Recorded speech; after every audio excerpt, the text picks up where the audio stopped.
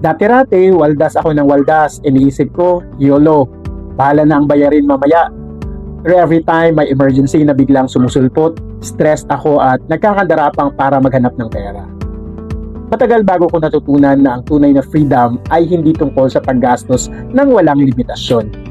Ito ay tungkol sa idea na alam mo kahit anong mangyari, ikaw at ang mga mahal mo sa buhay ay protektado. Kaya ako nag-invest sa life insurance. Ngayon, kaya kong mag-enjoy sa buhay nang walang bumabagabag na takot sa mga posibleng what if ng buhay. Dahil ang tunay na peace of mind ay yung alam mo na kahit tamaan ka man ng mga di inaasahang pangyayari, your family's future is secured. Tanong, how do you secure your future while enjoying the present? Dati-rati, waldas ako ng waldas. Iniisip ko, YOLO, bahala na ang bayarin mamaya.